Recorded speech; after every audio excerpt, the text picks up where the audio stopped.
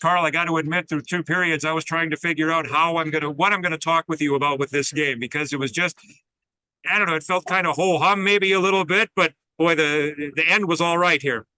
Yeah, I'll say they first period they came out with lots of energy, and that's what you got to expect. Like we kind of had our way yesterday, and I'm sure they got a stern message and we wanted to respond. So we weren't ready for that compete level. That's the first real tough travel day that we've had. So it's a new experience for some of our young guys. But the second period, I thought we stood up together and tried to take care of business the way we needed to. And the third, after playing two periods where the other team, like you said, had their way with us a little bit, which hasn't happened a lot this year. We just asked them, we said, look, this is one of those days we're going to look back in March and be disappointed we didn't have more on this day. So are we going to find a way, or we're going to slide away slowly? So I think we found a way. We did some good things in the third, and we started turning the game and gave ourselves a chance to get back into it. You and I talked in the pregame about the travel and all of that, and you said if we don't talk about it, it's not going to be a problem. Experience really is the best teacher in this case, isn't it? Yeah, for sure. And it's tough. It's a long night. The other team is doing the same thing we're doing, so there's no excuses on that. But you're rolling off the bus when you get back here after playing a game 5:30 in the morning, and our roster is a little challenged. We don't have the depth right now to put in a bunch of new guys, so it was basically the same lineup going back in. And it is challenging, but you have to experience that. You have to live it. We can talk about it. We can give them tips.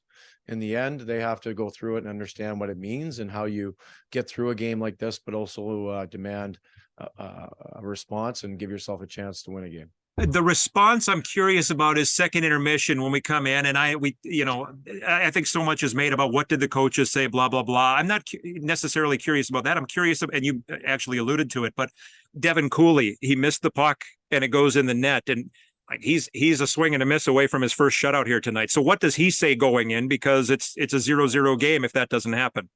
Yeah. Or does he say anything? He's just feeling he's a little disturbed and pissed off that he let that happen. And those things happen sometimes. And, yep. He made lots of saves in the game when we needed him. I thought he played very well and gave us a chance. So I think the guys wanted to get it back for him. Forget about winning the game. Obviously, that's a big picture thing. And as far as the messaging as a coach, you just point out the obvious, and you might try to tweak a couple of guys or do whatever you have to get elicit a response sometimes. But we just wanted to stare it down, be honest with ourselves, and understand like the effort we gave in the first two periods was not going to give us a chance to win the game. Iowa had more compete than us for two periods and more will to win the game, and we weren't willing to match it. In the third, I thought we did a very good job raising our level, getting to a higher level, and then getting rewarded when we got more direct in the O zone. So great response from the group to understand that and get a pushback. You're not going to win all those games when you play two bad periods or two periods. You get out-competed. But today we were fortunate enough to find a way to get a win in overtime. I like what you said about how the team addressed the third period in overtime, but I really like what you said about the guys wanting to get it back for Devin Cooley, because that shows 14 games into the season, this is already a pretty tight-knit group. Yeah, the guys care about each other, and they're disappointed that went in, but no one's more disappointed than Devin. Of course. But as a group, he had our back all nights, and sometimes we have to try to help them. So I know the guys had a lot of energy to try to get that back for him. We had a great play in own zone time, and we got rewarded with a good tip and able to get it to overtime. And then we got the break in overtime, and Sherwood did a great job finishing it off for us. He sure did. Congratulations, 3-0 this week, not too shabby. Yeah, it was a good week, and we start again Tuesday with Manitoba. Looking forward to it. Coach, thanks for the time. Thanks, Aaron.